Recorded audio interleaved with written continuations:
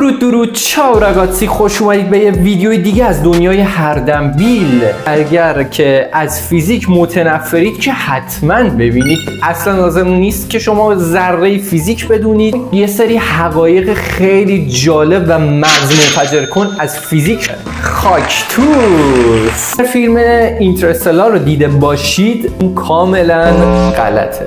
کل فضا زمان یه تور بسکتبال است. حالا این جهان‌های موازی یه سری ویژگی‌های خاص دارن. اگر شما به هم دیگه دست بدید باعث نابودیتون میشه که انگار هیچ چیزی وجود نداره. سناریوی دیگه‌ای که وجود داره پل روزن انیشتین هستش. پل روزن انیشتین چی میگه؟ فرض کنید که دو تا از این دنیا، ما دنیاها رو معمولاً کروی در نظر میگیریم، دو تا دنیا هستن. این دنیاها میتونه یک پلی بینشون باشه. چطور؟ اگر دو تا دنیا کنار همدیگه فرض کنید وجود دارن، خب پل روزن انیشتین در واقع یک راه ارتباطی، یک پل بین پوسته این دو تا دنیاست که شما رو میتونه از این دنیا وارد یه دنیای دیگه بکنه. و این پل به چه شکل هست؟ این پل دقیقاً یک طرفش شبیه سیاه چاله هست که شما رو میکشه داخلش، هیچ چیز نمیتونه در جهت بیرون حرکت کنه. بین این یک به اصطلاح بهش میگن کرم چاله وجود داره که شما ازش رد میشید و طرف دیگه که از اون دنیا میخواید بیاید بیرون میشه سفید چاله، که سفید چاله هم فقط در جهت بیرون شما میاد، هر چیزی در جهت بیرون میتونه حرکت کنه و هیچ چیز در جهت داخل نمیتونه حرکت کنه، دقیقاً برعکس سیاه چاله. این جهانهای موازی رو شما میتونید به کوانتوم هم مربوط کنید، یعنی کوانتوم رو هم وارد کنید، نسبیت عام رو وارد کنید.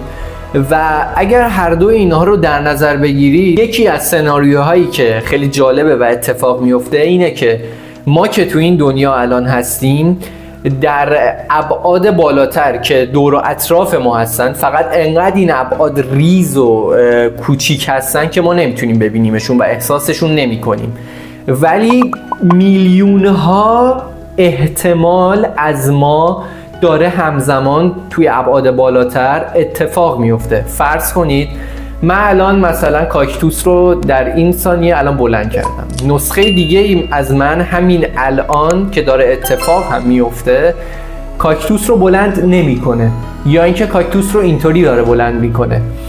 و چرا؟ خب حالا ما داریم این رو احساس میکنیم چون که روی کوانتوم، همونطور که میدونید کوانتوم یعنی احتمالات، احتمال این که الان اتفاقاتی که ما داریم میبینیم متوجهش میشیم داره میفته، احتمالشون بالاتره، به خاطر همین ما این رو درک میکنیم. تئوری نسبیت این امکان پذیره که در زمان شما سفر کنید. حالا درست‌ترش اینه که در فضا زمان، همونطور که گفتیم فضا زمان با هم هستن، 4 بعد داریم، 3 بعد طول، عرض، ارتفاع برای فضا و 1 بعد زمان هم داریم که به هم دیگه وابستن، جدا از هم نیست. یکی از عواقبی که حالا توی زندگی ما اتفاق افتاده و با نسبیت انیشتین ممکن شده همین جی پی اس هستش. جی پی اس چون که در حالا جو بالایی زمین داره، اون ماهواره داره حرکت میکنه، زمان برای اون ماهواره با زمانی که برای ما میگذره فرق میکنه، زمان برای اون ماهواره کندتر میگذره.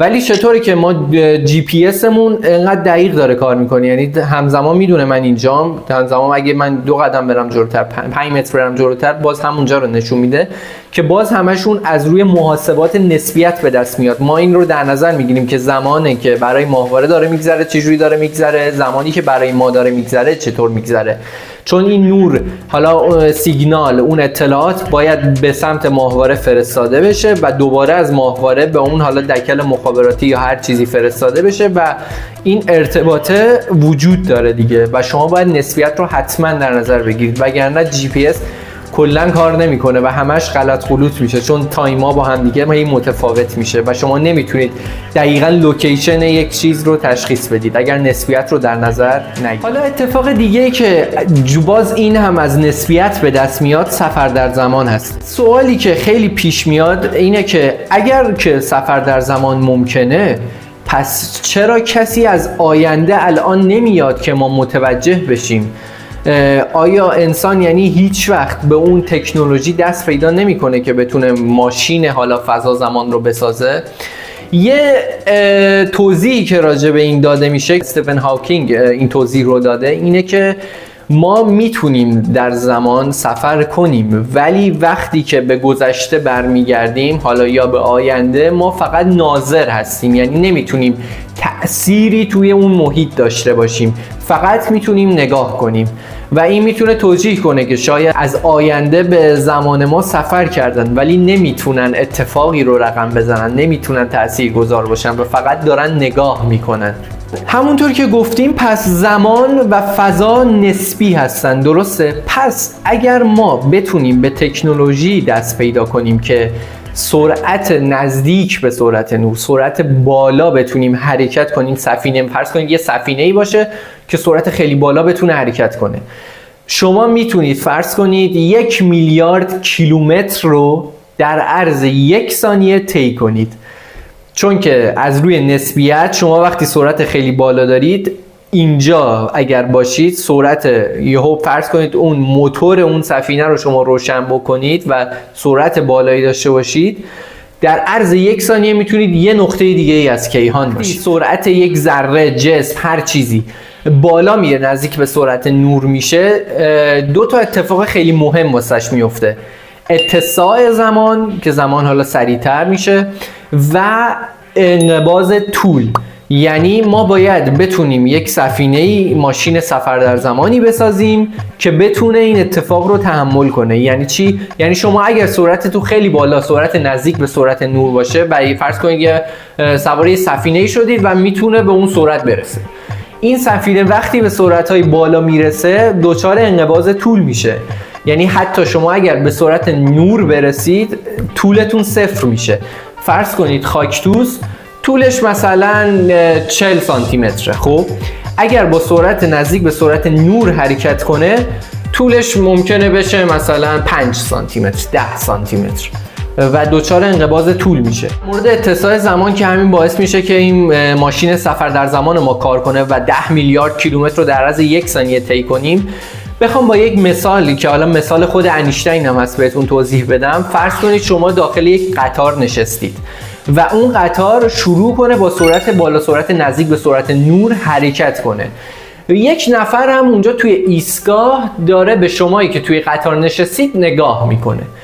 فرض کنید ساعتاتون رو روی 0 تنظیم کردید، همین که قطار شروع به حرکت میکنه استارت میزنید ساعتتون رو.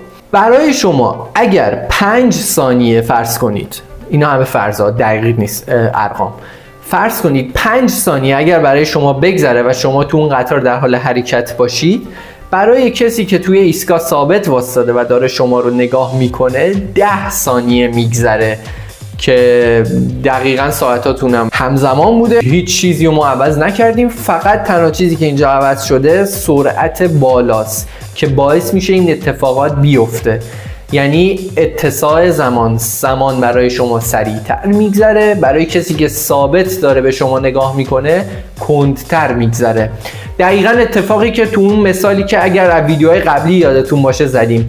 فرض کنید شما از دور دارید به یک فضانورد بنده خدا و بیچاره‌ای نگاه میکنید که رفته نزدیک سیاهچاله. اون فضانورد همونجا فریز میشه، یعنی هیچ حرکتی نداره و تا ابد همونجا برای شما باقی مونده.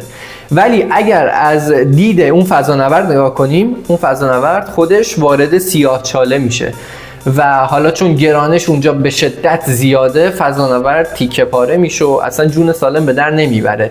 دقیقاً به خاطر همین هم هست که ما نمیتونیم وارد سیاهچاله بشیم و به یک تکنولوژی های خاصی احتیاج داریم که حالا بشر کی به اونها برسه رو نمیدونیم.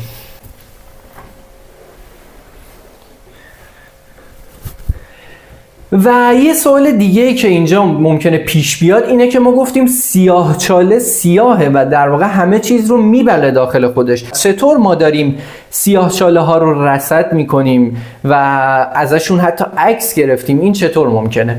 خیلی توضیح ساده ای داره. ما در واقع داریم اون یه سری مواد دور و اطراف سیاهچاله هستن، متریال هستن که حالا میتونه گرد و غبار، سنگ، هر چیزی باشه، یه ستاره باشه، هر چیزی، تیکای هر چیزی میتونه باشه که چون سیاهچاله همه چیز رو داخل خودش میبله و گرانش خیلی بالایی داره، بیشترین گرانش توی دنیا رو سیاهچاله ها دارن، این مواد رو داره به سمت خودش میکشه، مواد دور اطرافش رو داره تا میتونه به سمت خودش میکشه. و وقتی ما یک جای گرانش داشته باشیم مثل منظومه شمسی خودمون، چطور ما داریم به دور خورشید میچرخیم، این مواد هم دقیقاً به همین صورت شروع میکنن به دور سیاهچاله چرخیدن و این چرخیدن با سرعت اون بالا با این نیروی گرانشی که وجود داره باعث میشه گرما به وجود بیاد، نور به وجود بیاد و این نور و گرما به سمت ما میاد و ما در واقع داریم این مواد دور و اطراف سیاهچاله رو بررسی میکنیم. اگر یادتون باشه چند سال پیش هم برای اولین بار توی دنیا ما موفق شدیم که از سیاهچاله مرکزی کهکشان عکس بگیریم و دقیقاً به همین صورت بود. اون نورهای قرمزی که توی عکس میبینید تماما اون مواد دور و اطراف سیاهچاله هستن که با سرعت خیلی بالا دارن کشیده میشن به سمت سیاهچاله و این عکسی که ما گرفتیم در واقع اون مواد دور و برش هستن و اون قسمت‌های سیاه که خود سیاهچاله هستن و از سمت سیاهچاله هیچ نوری و هیچ چیزی به ما نمیرسه و ما دقیقاً از روی همین مواد دور و اطرافش بررسیش میکنیم. خیلی ممنونم که تا اینجای ویدیو رو نگاه کردید. ممنون میشم اگر لایک و سابسکرایب فراموش نشه. مرسی، فعلا چاو چاو.